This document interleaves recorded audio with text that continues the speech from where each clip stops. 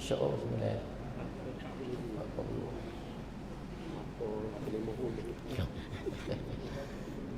Itulah. Mari majlis lagi.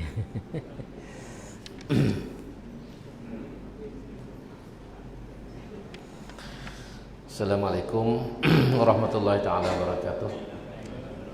Alhamdulillahirabbil alamin wassalatu wassalamu ala asyrafil mursalin wa ala alihi washabbihi ajma'in. Rabbi shrah li sadri wa yassir li amri wahlul 'uqdatam min lisani yafqahu qawli. Alhamdulillah, syukur kepada Allah Subhanahu wa taala kerana dengan limpah kurnia kita dapat bersama-sama sekali lagi dari kuliah tafsir pimpinan Ar-Rahman yang telah kita mulakan minggu lepas.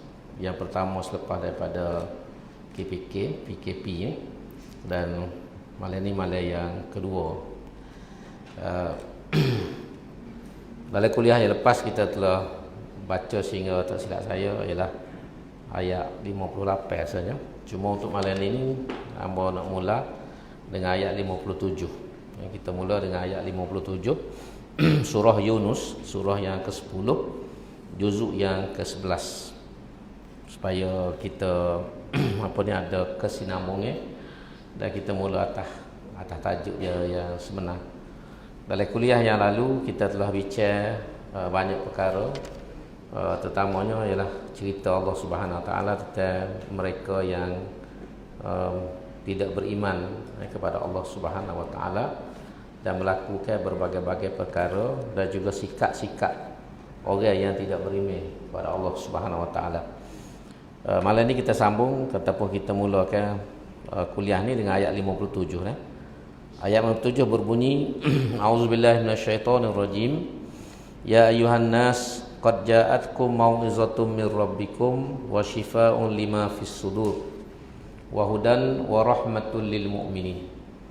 Maksudnya, wahai umat manusia, sesungguhnya telah datang kepada kamu Al-Quran yang menjadi nasihat pengajaran dari Tuhan kamu dan yang menjadi penawar bagi penyakit-penyakit batin yang ada dalam dada kamu, dan juga menjadi petunjuk hidayah untuk keselamatan serta membawa rahmat bagi orang-orang yang beriman. Di bawah ni dia tulis, setelah Allah Subhanahu Wa Taala menerangkan dalil-dalil yang menjelaskan tiga perkara yang menjadi asas agama, iaitulah tauhid, kerasulan dan kebangkitan manusia hidup semula pada hari akhirat untuk menerima balasan. Maka dalam ayat suci ini diterangkan pula bahawa Al-Quranul Karim diturunkan oleh Allah Ta'ala untuk umat manusia seluruhnya sebagai nasihat pengajaran untuk memperbaiki akhlak dan amal perbuatan mereka, dan sebagai ubat penawar bagi penyakit-penyakit batin seperti penyakit kufur dan syirik, hasad, dengki dan khianat, dan lain-lain penyakit jiwa. Al-Quran juga menjadi petunjuk hidayah ke jalan yang diredai oleh Allah, yang membawa kepada mencapai kebahagiaan dunia akhirat. Dan Al-Quran pula secara khusus menjadi pancaran rahmat bagi orang-orang yang beriman. Jadi setelah dulu kita bincang panjang bermula awal surah Yunus, isu-isu, iaitu isu yang utama dalam Islam ni. Oleh akidah kita ialah tiga lah. Pertama ialah ketuhanan, dia panggil al-ilahiyah. Kalau kita baca dalam kitab Arab tu dia panggil al-ilahiyah ataupun ilahiyat, perkara-perkara yang berkait dengan ketuhanan. Yang kedua ialah nubuwat. Nubuwat ni lah perkara kenabian, tentang nabi-nabi. Dan yang ketiga ialah al-ba'th. Al-ba'thu ataupun kita panggil hari kebangkitan. Hari kebangkitan. Yang mana tiga ni adalah asas paling utama. Walaupun kita rukun iman ni ada ni, tetapi kalau kita buat rumusan daripada ketiga-tiga keenam rukun ni, asas kepada akidah ni tiga, iaitu percaya kepada Tuhan. Tu asas dia, kena percaya kepada Allah Subhanahu Taala sebagai Tuhan yang esa. Kemudian percaya kepada Nabi. Nabi. Jadi antara Tuhan dengan Nabi ni, dia mari melekat. Sebab melekat ni menjadi perantaraan antara Allah SWT dengan Nabi, dengan manusia yang dilantik menjadi Nabi. Kemudian antara Nabi dengan malaikat ni pula mari kitab suci. Dalam kita pada hari ni umat akhir zaman ni ialah Al-Quran. Al-Quran. Lepas tu bila kita percaya pada Tuhan juga, percaya kepada hari akhirat. Hari akhirat. Sebab kesudahan hidup manusia ni kita semuanya berakhir di akhirat. Dan lepas tu hasil daripada kepercayaan kepada Tuhan ni lah kita percaya kepada qada dan qadar. Jadi ni rukun iman tu bila kita rumus kata ulama dia tu bit tiga. Iaitulah ilahiyah ataupun uluhiyah, yang kedua ialah nubuat, kenabian, dan yang ketiga ialah al-ba'ts, iaitulah hari kebangkitan, iaitu atas kalau bahasa lain hari kiamat lah. Sebab hari kiamat ni manusia dibangkitkan daripada kubur-kubur mereka selepas dia dimatikan. Ada orang mati dari kubur, ada orang mati waktu berlakunya kiamat, bila sangkakala ditiupkan pada kali yang pertama tu. Apa ni disebut tu? Fanufikha fihi fasa'iqa man fis samawati wal ardi illa man sya'allah. Apabila ditiupkan sangkakala itu fasa'iqa, seluk, bahasa Melayu kita seluk. Fasa'iqa man fis samawati wal ardi, maka seluklah segala yang ada di langit yang ada di bumi. Dalam tafsirnya ulama kata seluk situ masuk mati. Mati seluruh makhluk yang ada di langit dan bumi, illa man sya'allah, kecuali hak Tuhan tak bui lagi, iaitulah malaikat hak tiup sangkakala tu. Sebab sangkakala ni dia tiup dua kali. Dia tiup sekali yang pertama, semua makhluk ni mati, dah berlakulah kiamat. Lepas pada hancur ke apa semua tu, malaikat ni akan tiup kali yang kedua. Wa nufikha fihi ukhra fa idahum qiyamun yanzurun. Apabila ditiup sekali lagi, fa idahum qiyamun yanzurun, maka seluruh makhluk ni terutamanya manusia akan bangkit semula dan kata yanzurun ni mana tengok kiri tengok kanan, tak tahu nak agak apa, nak pergi mana. Lepas itulah barulah dihadapi Allah Subhanahu Wa Taala dan dihisap tu ditengok amalan kita. Jadi itu asas agama. Jadi di sini disebut selepas Tuhan cerita benda-benda ni daripada permulaan surah Yunus tadi kita baca ayat sehingga ayat 50 ni tu, maka Tuhan mai wayak kepada kita, kepada manusia secara umum, ya ayuhan nas, wahai manusia ni, sesungguhnya telah datang kepada kamu suatu peringatan. Mauizah ni kita boleh terjemah nasihat, kita boleh terjemah sebagai peringatan. Peringatan Tuhan kepada manusia mari ke apa? Pada zaman Nabi Muhammad SAW ni, dia mari dalam bentuk kitab suci Al-Quran. Umat-umat yang terdahulu mari dalam bentuk yang berbeza, kitab juga, tapi ada suhuf, ada kitab, dan kita panggil besarnya Taurat, Injil dan Zabur. Jadi bagi umat Muhammad ni mari mauizatun mir rabbikum, suatu bentuk peringatan dan nasihat daripada Tuhan kamu, iaitulah Quran. Jadi Quran ni Tuhan gambar dalam ayat ni nombor satu, Quran ni adalah mauizah, suatu peringatan, suatu nasihat daripada Tuhan. Pertama peringat kita lala, sebab kita bila hidup atas dunia, bila kita kaya, kita senang, kita sihat, kita biasanya lupa kepada asal-usul kita. Kita lupa kepada nikmat Allah Subhanahu Wa Taala. Ramai manusia ni menjadi si tenggang. Cuma dalam cerita tu si tenggang ni lupa kepada mak ayah dia, tak mengaku mak, tapi kita manusia ini lupa kepada Tuhan yang menciptakan kita daripada tak ada kepada ada, yang memberi kesihatan dan rezeki, sehingga orang menjadi si tenggang pada zaman moden. Dia rasa dia boleh ni kerana usaha dia. Dia luluh mengaji, dapat ijazah kerana aku jaga malam, kerana aku rajin ngaji, kerana aku ngapa. Aku sihat ni kerana aku makan vitamin, jaga makan, aku exercise tak berhenti. Aku jaga pemakanan, diet dan sebagainya. Aku boleh jadi kaya ni kerana aku pandai nego, aku pandai kita. Jadi dia lupa semua tu ialah kurnia Allah Subhanahu Wa Taala. Sebab tu sebahagian daripada manusia ni bila dia senang, dia kaya, dia segar, dia lupa pada Tuhan dan tak amal agama. Bila mari susah tu baru kali belaka cari Tuhan, cari Quran, cari masjid. Bila orang tutup masjid baru kalau cari masjid. Bila orang buka tak mari. Tu pesen dia. Tika tutup dia pakai kalut nak mari. Orang buka, pakai tak mari-mari lalu gitu. Masuk juga kadang-kadang kecil. Masuk kecil, masuk berok. Jadi Tuhan gambar pada kita ni Quran ni mau izatu mir rabbika hak mari daripada Tuhan. Bukan mari pada mulut manusia. Nasihat ni kadang-kadang mok-mok kita nasihat ayah kita, sayang kita, orang tua pada kita. Tapi hak ni Quran ni mau izatun suatu peringatan, suatu nasihat yang mari terus daripada Allah Subhanahu wa taala. Rabbikum Tuhan kamu. Tuhan yang menciptakan kamu, yang memberi kamu nyawa, kehidupan dan keperluan-keperluan dalam hidup. Yang kedua Quran ni pula adalah wasyifaun lima fis sudur, menjadi penawar, menjadi ubat kepada penyakit yang ada dalam hati. Kata ulama, penyakit paling besar dalam hati kita ialah penyakit syirik. Penyakit yang paling besar kepada manusia ni syirik. Kerana syirik inilah manusia menjadi jahat dalam hidup dia. Bila dia menduakan Tuhan, menigakan Tuhan, dia anggap ada lagi Tuhan lain selain pada Allah. Ada Tuhan tu, Tuhan ni, Tuhan tu, Tuhan ni, yang saya sebut dulu kan dalam kalau kita belajar ilmu sosiologi dan juga perbandingan agama, akidah manusia ni ada macam-macam.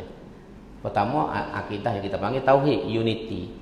Ada akidah dia panggil sanawi ataupun dualism, Tuhan dua. Tuhan baik, Tuhan jahat. Tuhan jatuh, Tuhan tindung. Tuhan sial, Tuhan malas. Tuhan gelap, Tuhan cerah. Tu dualism. Ada orang percaya tiga Tuhan, Trinity ataupun Trimurti. Kalau Hindu dia panggil Trimurti.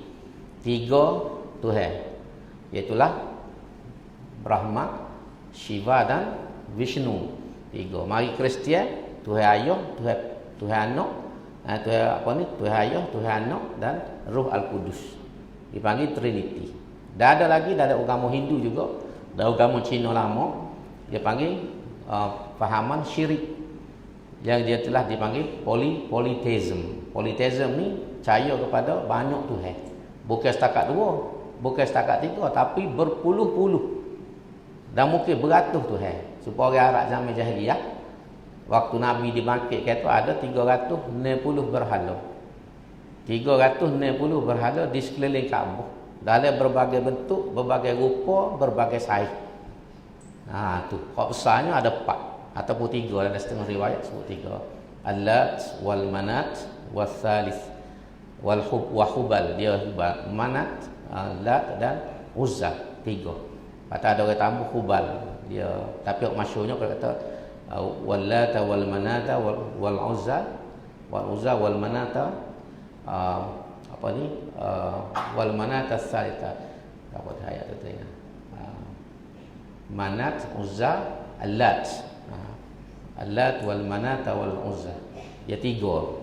Tapi hak tu hak masyhur. Tapi hak sebenarnya adanya 360.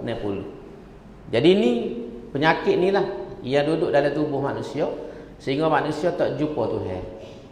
Dan Nabi ni mari bawa akidah, bawa Quran dalam konteks kita ni. Bawa Quran ni nak berubat penyakit syirik. Hak ada dalam jiwa manusia supaya manusia ni balik kepada tauhid. Bergantung sepenuhnya kepada Tuhan, menyembah Allah SWT dan tidak mensekutukan Tuhan ni dengan makhluk-makhluk yang lain. Sebab selain pada Tuhan ni makhluk belaka. Dia ada khalik, ada makhluk. Khalik ni Tuhan yang menciptakan. Lain pada tu semua makhluk. Tuhan buat belaka, gapo pun Tuhan buat. Tak ada benda yang berlaku dengan sendiri. Jadi Quran ni mari nak cuci wa syifa'un lima fis sudur, penyakit syirik yang ada dalam hati. Dan ada juga ulama tafsir bukan hanya syirik. Syirik ni ibu segala penyakit. Kerana syirik ni manusia bunuh dalam hidup. Manusia bunuh, tapi selain pada syirik ada lagi penyakit hati yang lain. Agah, degil, rasa besar diri, berdeki, macam-macam tu dia panggil penyakit hati, penyakit batin. Penyakit ni nak berubat dengan Panadol tak siap. Kalau minum klorok pun tak siap, cuma mati. Ada orang kata berubat klorok, minum klorok tak siap, agak penyakit hati cuma mati. Jadi hak ni boleh berubat dengan Quran. Quran mari ayat-ayat yang Tuhan turun tu kalau kita baca, kita faham, kita boleh berubat hati kita. Kita boleh berubat penyakit hati. Pertama syirik. Yang kedua, kita rasa kita agak takabur. Takabur ni tapi Tuhan raya. Tuhan raya hak lebih maha berkuasa ke apa Tuhan raka. Mu dah sudah agak lah. Harta hak ada mu boleh tu pun mu jual aku bui. Tubuh mu hak sihat tu pun aku bui. Pengikut yang ramai pun aku bui. Tu Tuhan raya. Jadi bila kita faham semua ni, kita boleh buat penyakit hak ada dalam hati. Jadi menjadi penawar. Dan dalam setengah huraya pula, Quran ni bukan hanya menjadi penawar kepada penyakit rohani, tetapi juga boleh menjadi penawar kepada penyakit jasmani. Ayat-ayat Quran ni boleh digunakan untuk mengubat. Walaupun situ ada khilaf. Ada setengah ulama tak bui kita guna ayat Quran ni untuk berubat. Tapi umumnya memang digunakan ayat Quran. Nabi sendiri berubat sahabat-sahabat kadang-kadang dengan Fatihah, kadang-kadang dengan ayat kursi, kadang-kadang dengan 2 kul ataupun 3 kul campur qul Allah. Orang kena sengak kejeking, betul? Nabi ambil air segelas, Nabi buh garai tu 2-3 buku buh dalam gelas, Nabi baca Fatihah. Baca Fatihah tu we minum. Siang orang kena ketik jeking. Ketik kejeking lah kalau kita kejeking, lipai kejeking ke. Nabi buat lagu tu ya. Ambil air segelas, buh garai buku tu baca Fatihah. Dan Nabi sendiri waktu dia sakit, Jibril dengan Mikail tak silapnya diperintahkan oleh Tuhan turun. Seorang duduk di sebelah kepala Nabi, seorang duduk di ujung kaki. Nabi duduk terguling. Nabi pun sakit dalam satu riwayat kena sihir. Tapi boleh bangun. Cuma Nabi dia jadi nampak benda dia tak buat pun dia rasa dia buat. Jadi terganggu fikiran dia tu. Dia rasa dia tak buat, hak buat dia rasa tak buat. Jadi susah. Jadi akhirnya Tuhan perintahkan mereka ni turun. Walaupun ada setengah ulama mempertikaikan riwayat ni, tapi apa sebut ada dalam tafsir. So Jibril duduk di kepala tidur, Mikail ni duduk di ujung kaki. Keceklah dua ni, Nabi duduk dengar. Tok ni tanya, "Buat apa kawan ni berguling tak bangun?" Tu dia jawab, "Sakit." "Buat apa sakit ni? Sakit ke apa?" Dia kata sakit kena sihir. Sihir buat apa? Ya, sihir ni orang ni buat. Duduk sini tempat dia. Lepas tu dua orang ni pun baca qul a'udzu birabbil falaq, qul a'udzu birabbin nas dengan qul huwallah. Baca tiru kepada Nabi. Baca tiru kepada Nabi. Tadi sehingga Nabi rasa ringan, tubuh dia, kepala dia pun ringan. Jadi berdasarkan hadis ni lah ulama kata qul huwallah, qul a'udzu birabbil falaq, qul birabbin nas ni antara penawar yang boleh kita gunakan untuk bila kita berhadapan dengan penyakit. Dan Fatihah tu ada satu riwayat, sahabat ni dia pergi berdakwah di satu kampung, bawa berdakwah satu kampung. Orang tu tidak Islam. Kebetulan bila sampai anak kepada ketua kampung tu Tok Ngulu. Kalau kita Tok Ngulu ni sakit. Cuma saya dah ingat sakit lagu mana, ketik lipat kalau lagu mana ke. Jadi tak ada orang boleh berubat. Tak ada orang boleh berubat. Jadi sahabat Nabi ni tawar. Lagu mana dia kata kalau aku boleh berubat. Kawan tu janji kalau boleh berubat aku masuk Islam. Kalau boleh berubat anak aku. Jadi dia pun baca Fatihah. Baca Fatihah, cuma tak sebut dalam riwayat berapa kali baca minum air. Siang. Jadi Tok Ngulu tadi wi hadiah. Antaranya ada wi kambing. Wi kambing seekor dia. Jadi nak sembelih dengan saya dia. Kau ni kata jangan kita balik dulu tanya Nabi. Boleh ke tak? Makan ni. Sebab ni upah berubat orang. Berubat orang. Jadi balik ke Madinah, jumpa Nabi. Cerita hal tu. Nabi kata, "Mu baca ke apa? Mu berubat?" Dia kata, "Saya baca Fatihah ya Rasulullah." Baca Fatihah tu takdir singkat. Lagu mana? Dia tanya, "Boleh makan ke tak?" Nabi kata, "Kalau mu tak siwi kat aku lah." Itu lebih kurang Nabi jawab lah. Ataupun ada satu riwayat tu Nabi kata, "Makanlah, cuma beri kat aku retek." Nabi kata, maknanya boleh. Daripada situlah antara hujah ulama mengatakan boleh kita berubat menggunakan ayat-ayat Quran. Dan orang yang berubat orang ni boleh ambil upah. Boleh ambil upah sebab kawan ni terima kambing nak seekor. Upah. Bukan 20 riyal, 30 riyal kambing. Boleh kambing seekor. Jadi itu antara benda. Jadi nak kaitnya dengan Quran. bahawa syifa ni, Quran ni salah satu sifat dia lah syifaun. Dia menjadi penawar, menjadi ubat kepada manusia, terutamanya penyakit rohani. Dan juga boleh digunakan untuk mengubati penyakit fizikal ataupun penyakit jasmani. Dah banyak ada orang yang bomo ni dengan ayat Quran. Dia baca-baca bui minum air tawar dengan ayat Quran. Ada orang lagu tu. Dari Ibnu Qayyim dia bicara benda ni dalam kitab dia. Tetap berobat dengan guna ayat Quran. Sebab ada orang, macam saya pernah sebut, ada setengah orang dia petikar. Boleh ke air sejuk lagu tu boleh ada obat. Si baca-baca siuk pergi makan siang. Nasabah kau dok. Kita fikir dari segi logik akal. Makan obat hospital pun tak siang. Ni minum air siang. Jadi kata Ibnu Qayyim, pertama dia kata siang tak siang ni kerja Tuhan. Tu asas dia duduk atas kerja Allah SWT. Air ni walaupun zahirnya tak ada apa-apa. Tapi apabila dibaca ke ayat-ayat Tuhan, dibaca ke doa oleh orang yang soleh, orang yang jujur, orang yang kita buat bahasa mudah soleh. Orang yang soleh ni, maka dia memberi kesan kepada air tersebut. Bila dia baca dia tu bila dibaca oleh orang yang soleh dengan keyakinan kepada Allah SWT, dia mengubah molekul. Sebab dalam air, kalau kita kaji sains, dia ada molekul. Jadi ayat-ayat Quran yang dibaca, doa-doa yang dibaca oleh orang yang soleh, yang yakin ni, dia mengubah molekul air. Bila dia mengubah molekul air, ataupun dalam setengah buku dia panggil jirim. Bila dia ubah jirim air itu, air yang asalnya biasa saja, tapi bertukar menjadi ubat. Bertukar menjadi ubat. Dan kerana itulah bila Tuhan izin kita minum, siap penyakit. Tapi bukan semua orang baca jadi. Dan bukan semua minum tu siap. Semua ni asalnya izin Allah SWT.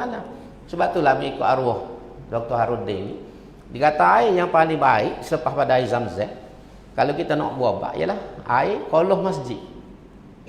Itu dia ayat. Air qoloh masjid. Sebab apa dia kata? Air qoloh masjid ni, dia dengar zikir tiap-tiap hari. Dia dengar orang duk zikir, dia dengar orang duk baca Quran, paling kurang pun 5 kali sehari.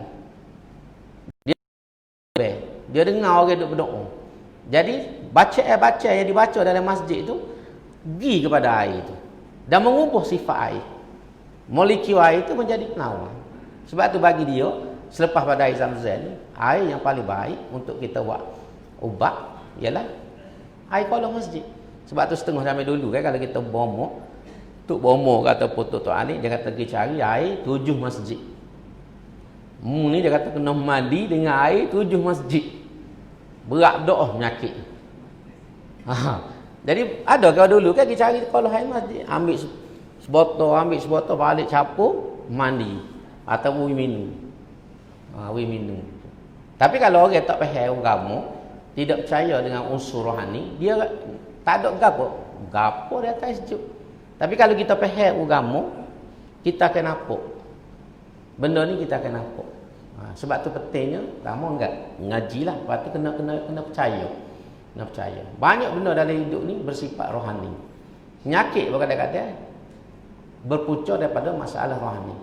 Ada orang lumpuh kerana masalah jiwa. Dia tekan ni kuat dah jiwa, akhirnya jadi lumpuh. Bukan kerana sakit ke apa, tapi tekan ni dalam hidup dia, yang menyebabkan dia tak mampu berlawan, akhirnya jadi lumpuh. Secara fizikalnya lumpuh dia. Bukan kena apa-apa. Tapi lumpuh tu bila dikaji, berpunca kerana tekan ni. Ada orang tak boleh nyawa kerana tekan ni, bukan kerana masalah jatuh, masalah tekan ni. Kalau kita, setengah ada kita ni tak boleh masuk ada gelap. Dia kalau duduk tempat gelap, tak boleh nyawa dalam. Penyakit ke apa lagi tu? Itu perasaan. Perasaan dia tak boleh duduk ada gelap, dia suruh lemah. Lari tu. Ada setengah orang tak boleh duduk tempat speed. Duduk tempat speed orang mak, dia tak boleh nyawa dalam. Cek doktor, tak ada ke satu. Penyakit tu kerana perasaan di jiwa kita. Jiwa kita tu kadang-kadang boleh menyebabkan mari penyakit pada kita. Tu nak oyak kesel. Jadi nak buat ubat lagu mana bagi kita? Dia kena buat ubat secara rohani juga. Cocok obat tak ada apa. Dia makan obat tak ada apa. Pasal dia bukan penyakit. Bukan nyakit. Sebab tu ada kes-kes bagi hospital, bagi doktor. Doktor habis cara doktor tak ada nyakit pun. Orang ni tak ada nyakit. Pasal penyakit dia tu bukan fizikal. Penyakit tu bersifat rohani. Jadi nak berubat tu kena berubat secara rohani juga. Ni kalau kita tengok daripada sudut agama. Sebab tu setengah doktor kita minta maaf kat doktor. Setengah doktor tu dia tak faham bagai-bagai. Dia kira semua benda ni secara sains berlaku. Dia di segi agama benda ni kita tak boleh tolak. Dia tak boleh tolak sebab benda ni berlaku. Benda berlaku dan bukan ada zaman Nabi ke apa semua. Sebab tu kalau kita jadi doktor, kalau kita belajar sains, kita kena ingat ada benda yang bukan sains. Dalam istilah agama dia panggil metafizik. Tapi kalau kita ngaji sains, kita tak ada bagian ni. Dia fizik ya. Sains. Tapi metafizik ni ialah bila kita bercakap secara rohani. Orang yang belajar tentang kebatin ni, orang belajar tentang rohani ni, kalau kita tak buat agama ni tasawuf, dia marilah istilah metafizik. Metafizik ni benda di sebalik pada benda, perkara di sebalik benda. Yang tidak boleh disentuh, tidak boleh dirasa, tak boleh pegang, itu dipanggil metafizik. Ni hok bertembung kadang-kadang sains dengan agama. Sebab agama ni dia banyak benda yang bersifat metafizik. Sebab tu kita baca Quran. Alif lam mim zalikal kitabul la raiba fihi hudal lil muttaqin. Tu ayat Quran ni jadi petunjuk pada orang yang bertakwa ke apa? Orang ni antaranya wa yu'minuna bil ghaib.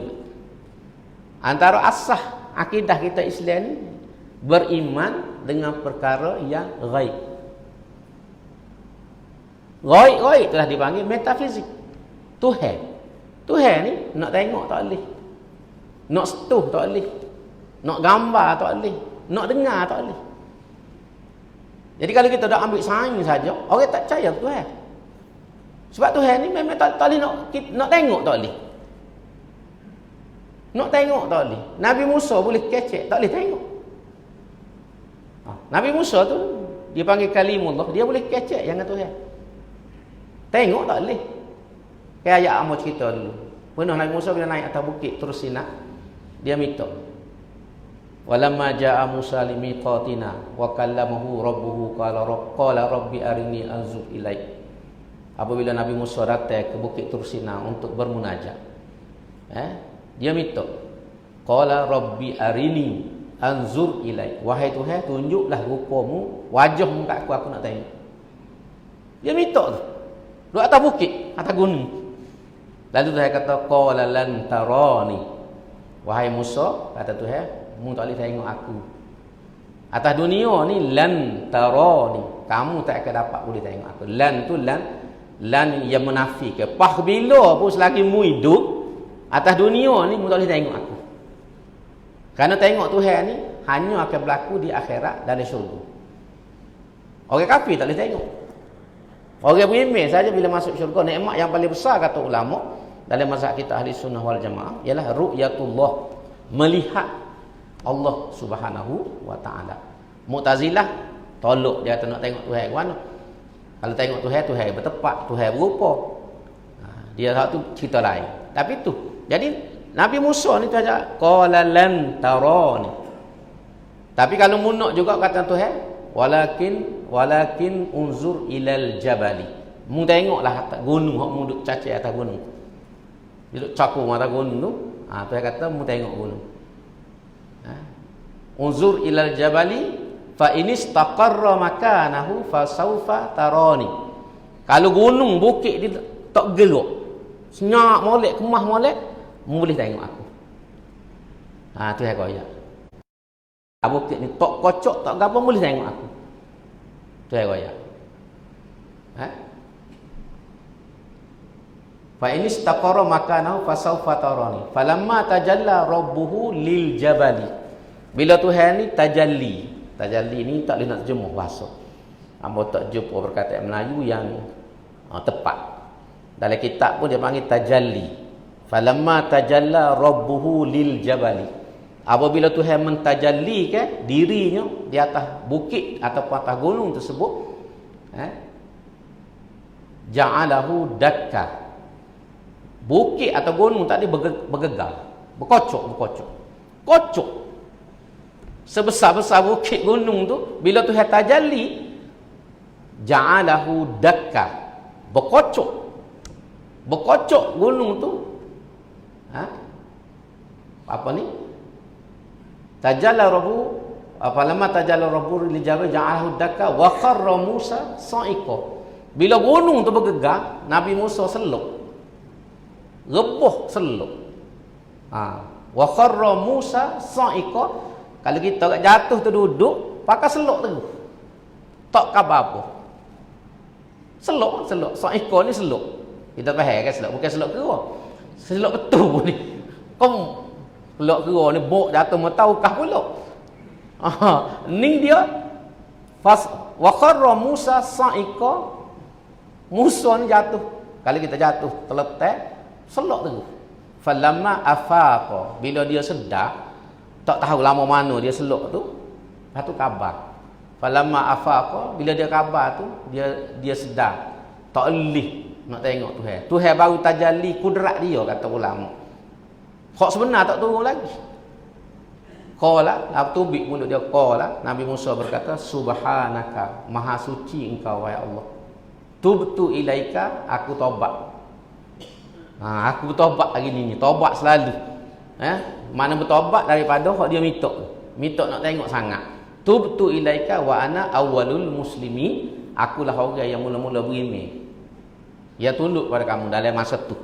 Moga dia hak pertama beriman sebelum ada orang lain. Nak ayat setara Nabi Musa ni yang boleh berhubung secara terus dengan Tuhan, tak boleh tengok Tuhan. Tengok ni tengok esok. Nak ayat Tuhan ni ghaib.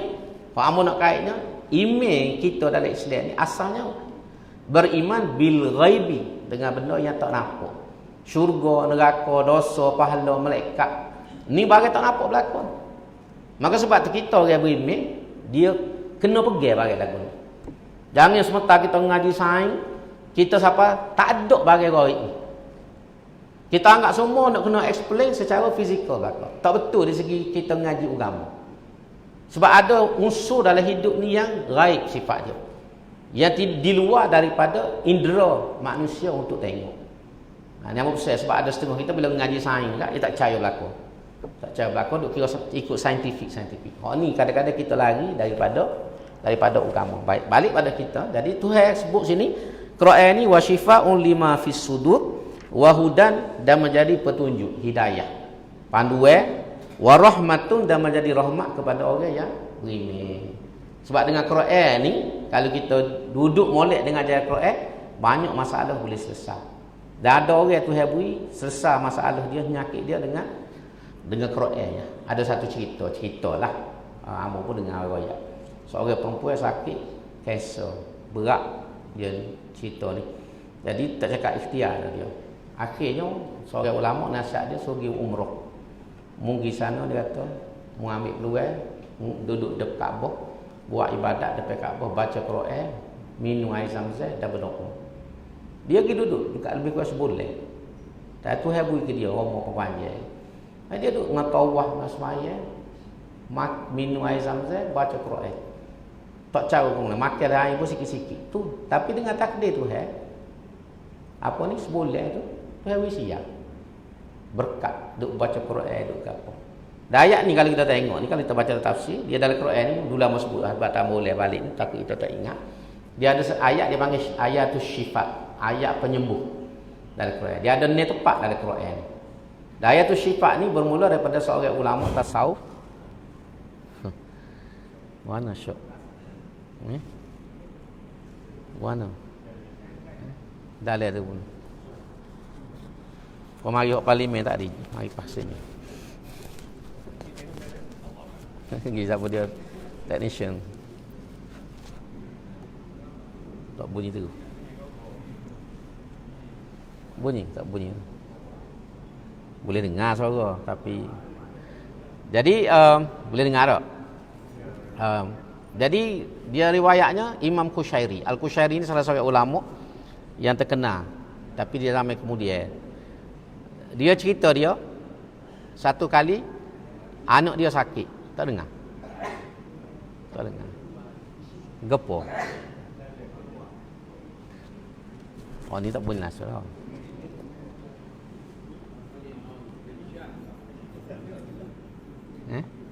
Oh ni.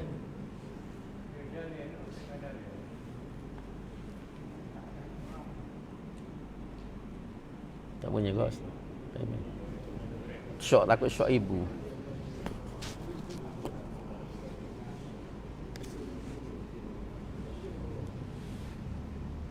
Syok tu.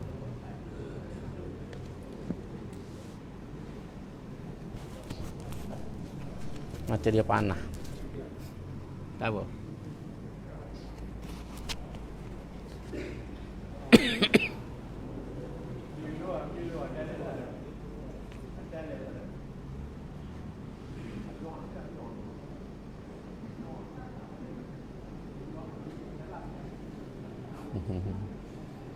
Ya kalau nak kena tak usah pakai mic, boleh dengar lah. Kalau pakai luar tu dah tak dengar. Pak ni boleh tak? Ni masuk. Ambil payung dalam bakar. Tak apa. Tak bunyi dalam bakar hang letu.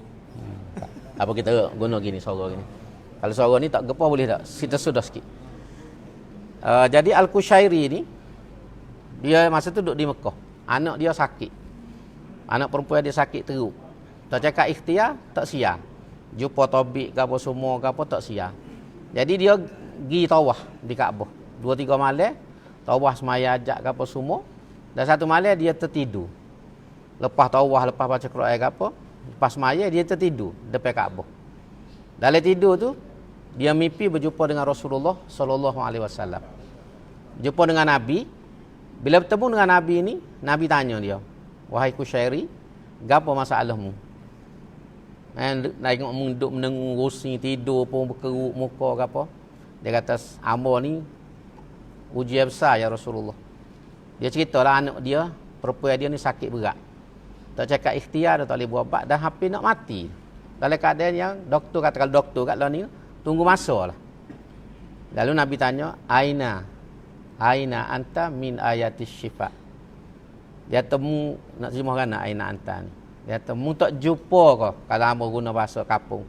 Mu tak jumpa ke ayatus syifa dalam Quran tu. Nabi sebut gitu. Mu tak jumpa ke ayatus syifa, ayat-ayat penyembuh yang ada dalam Quran. Jadi bila Nabi sebut gitu, Qushairi ni terkejut. Dia cerita ni dalam riwayat. Dia terkejut, jaga daripada tidur. Dia ingat mimpi dia tadi. Nabi tanya, mu tak jumpa ke ayatus syifa? Lalu dia cari, faltamastuha, dia kata. Lalu aku cari dalam Quran. Gapo maksud Nabi kata ayatus syifa? Lalu dia jumpalah ni ayat. Ayat yang Tuhan sebut, wasyifaun. Ada syifaun. Tambah sebut gitu. Balik cari lepas ni. Tanya ustaz kau. Antaranya ayat ni lah. Ayat ni Quran ni, mau'izatun. Lepas tu, wasyifaun lima fis sudur.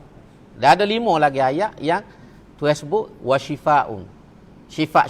Jadi cari itu. Lalu Qushairi kata faltamastuha fawajadtuha.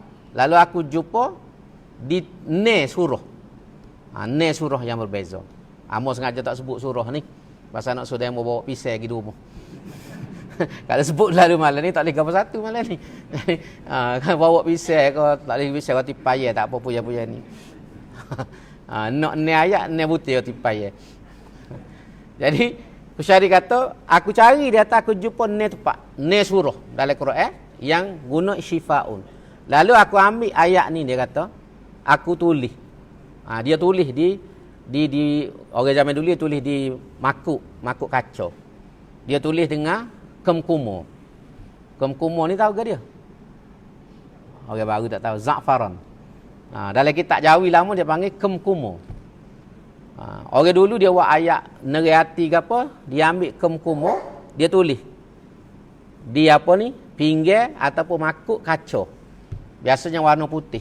Tulis semua ni ayat, ambil air, buh dalam tu. Air tu resaklah jadi air. Jadi air tu dia boleh minum. Dan mandi anak dia. Dengan izin Tuhan, siap. Sejak pada itulah ayatul syifa ni masyhur. Masyhur dalam kitab-kitab ulama pun biasanya menggunakan ayatul syifa untuk menyembuh sakit, dan kata ulama apa jenis penyakit pun dengan izin Tuhan boleh siap kalau kita gunakan ayatul syifa ni. Tu ayatul syifa. Dia panggil ayat-ayat penyembuh. Berguna Quran. Hak ni nak kait dengan hak kata Quran ni boleh jadi penawar ni. Boleh jadi ubat kepada penyakit.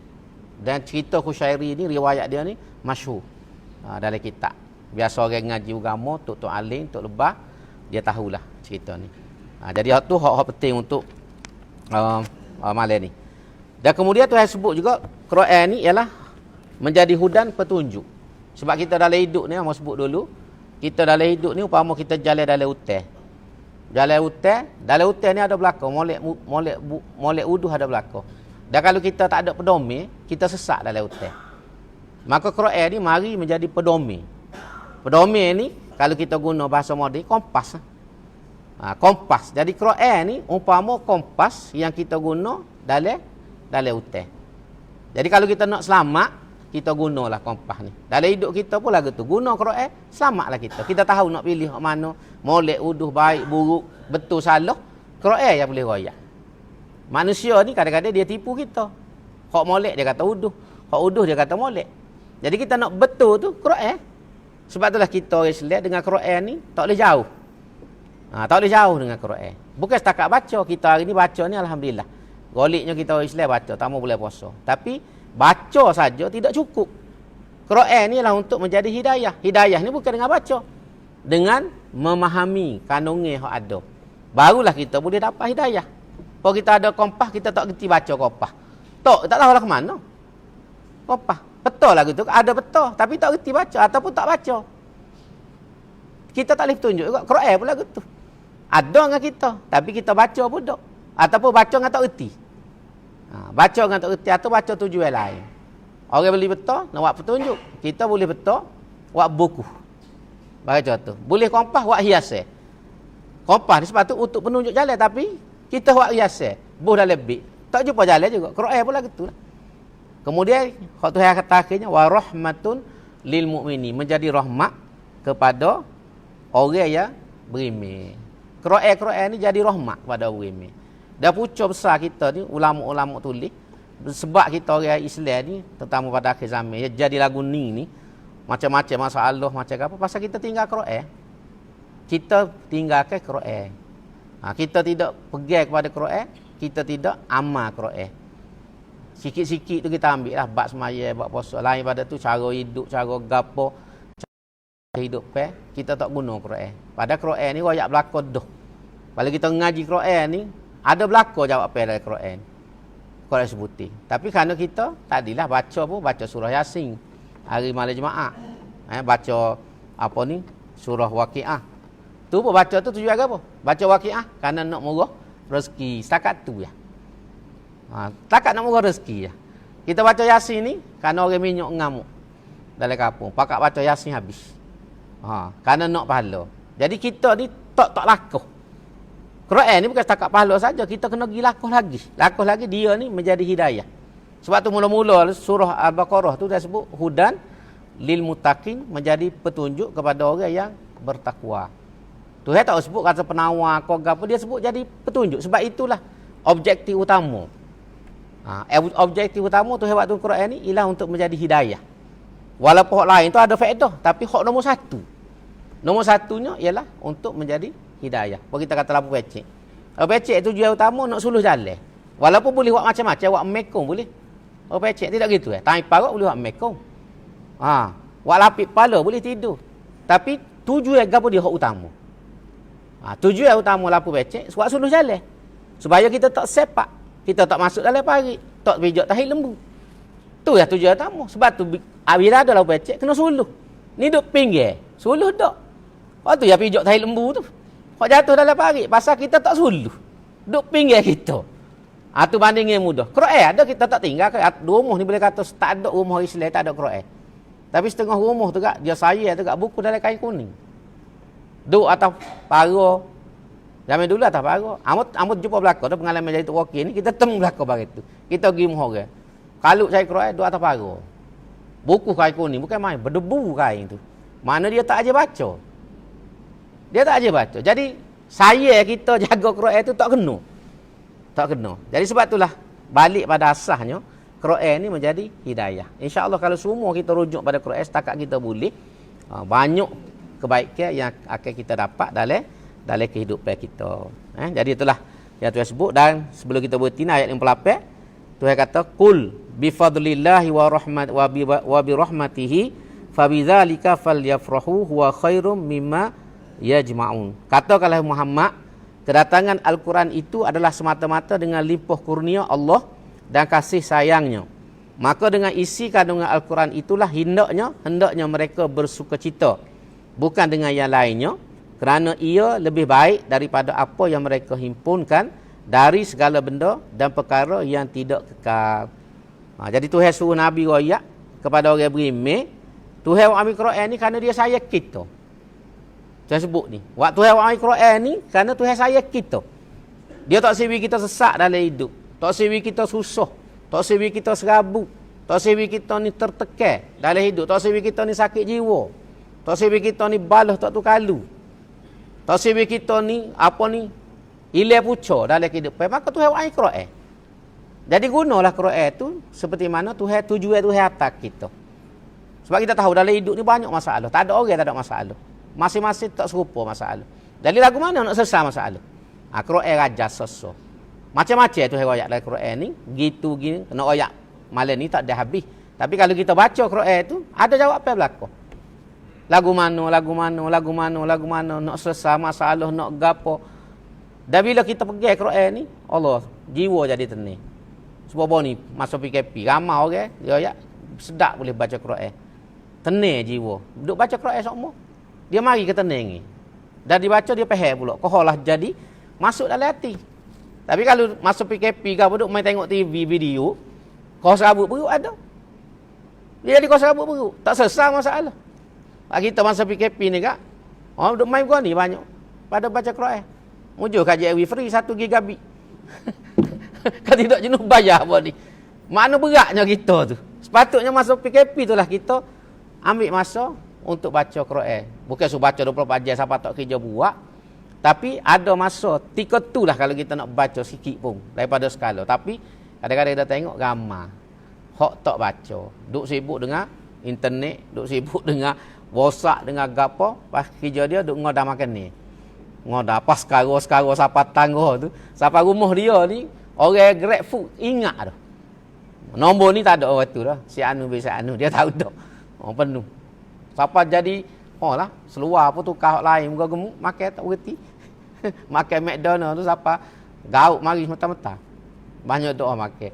Jadi nak ayat kita ni tidak ambil peluang. Jadi sebab itulah pesan yang hamba untuk diri hamba sendiri dan kita semua ni supaya ambil peluang ni dengan Quran ni, sebab banyak jawapan dan persoalan-persoalan dari hidup selesai bila kita rujuk kepada Al-Quran. Sebab itulah dulu Ibn Rushd macam hamba sebut tu, Ibn Rushd kata tak ada mukjizat yang paling besar yang hak sebenar Tuhan beri kepada Nabi kita kecuali Al-Quran. Sebab Al-Quran ni kekal sampai bila-bila. Ambil peluang ni. Tapi akan siapa masa akhir zaman, Quran ni Tuhan tarik. Jadi kita agak tidak berlaku lah zaman kita ni. Disebut dalam hadis, akan siapa antara tanda kiamat nak berlaku ni, Quran ni Tuhan tarik. Antara tariknya, kata huraian ulama, antaranya ialah orang-orang yang hafal Quran ni mati. Lepas orang mati, sehingga akhir tak ada orang hafal Quran. Tak ada orang yang hafal Quran. Setakat kuliah, keluar Allah tu ya. Tapi hafiz tu, ngapa Quran sebutir tak ada dah. Akan mari zaman tu. Dia akan mari zaman tu, Tuhan tarik dengan mematikan para hufaz. Dah akhir sekali hak berat, dalam setengah tafsir ulama kata, dia hilang ni. Tulisan ni hilang di mushaf. Waktu hak berat sekali, akhir sekali. Quran tu ada di rumah. Tapi bila kita buka, kosong. Tuhan tarik cara lagu tu. Kosong terus. Tinggal mushaf saja. Ni antara ulama sebut dalam perbincangan. Jadi orang ni berat benar. Kalau siapa perekat tu makna kiamat ni esok lusa lah kalau bahasa mudah. Jadi kita agak tak berlaku dah zaman kita ni. Dan memang dari segi adab pun kalau kita baca lagi kitab tu tak ada berlaku dengan kita ni. Tak ada walaupun kita pergi umur 95 pun tak ada. Tak ada dengan kiamat ni. Bukan zaman kita. Cuma hijau Tuhan kita tak tahu esok lusa boleh berlaku kalau Tuhan nak kan. Tapi kita kejek dari segi adab. Adabnya berdasarkan tanda-tanda yang Nabi sebut dalam hadis. Kalau nak Quran sebut dalam Quran tu, dia tidak akan berlaku dalam masa sehari dua. Dia akan ambil masa dan tak ada dengan umur kita ni. Kita ada hamba tuan-tuan ni tak ada. Sebab masa tu tahu bila. Tapi ketentuan Tuhan kita tak boleh nak kata. Dia Tuhan nak ni innama amruhu iza arada syai'an tu an yaqula lahu kun fayakun. Esok boleh jadi kerja kalau Tuhan nak. Tapi kita kecek dari segi adab akal kita. Secara logik akalnya tidak akan berlaku zaman kita. Tapi antara tanda tadi ulama kata diangkatkan mushaf. Akad mushaf ni ulama tafsir lah. Antaranya dimatikan hafiz. Orang ngapa Quran ni pas sore mati sehingga tak ada orang ngapa. Orang tak ada dah. Cari dalam kampung mana pun tak ada. Dah hak paling berat kata ulama diangkat mushaf ni dengan cara hilang tulisan, raib.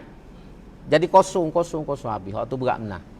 Masa tu tak usah teriak lah, tak jadi dah kalau nak taubat nak gapo pun tak jadi sebab dekat benar dah dengan kiamat. Jadi itulah pesan ni untuk sebagai apa ni kuliah yang kedua selepas PKP ni, mudah-mudahan insya-Allah boleh memberi manfaat kepada kita. Kita berhenti dan insya-Allah kita akan sambung ayat 59 dalam kuliah yang akan datang. Aku qauli hadza wa astaghfirullahalazim li wa lakum. Wassalamualaikum warahmatullahi taala wabarakatuh. Bismillahirrahmanirrahim. Alhamdulillahirabbil alamin wassalatu wassalamu ala asyrafil mursalin wa ala alihi washabihi ajmain. Rabbana ighfir lana dzunubana wa israfana fi amrina wa tsabbit aqdamana wansurna 'alal qaumil kafirin. Rabbana zidna ilma wa hab lana hukma wa alhiqna bis solihin. Rabbana atina min ladunka rahmatan wa hayyi lana min amrina rasyada. Rabbana la tuzigh qulubana ba'da idh hadaitana wa hab lana min ladunka rahmah innaka antal wahhab. Allahumma inna na'udzubika min jahdil bala wa darkis syaqa wa su'il qada wa syamatatil a'da. Rabbana atina fid dunya hasanah wa fil akhirati hasanah wa qina azaban nar. Subhana rabbika rabbil izzati amma yasifun wa salamun alal mursalin walhamdulillahi rabbil alamin. Taqabbalallah.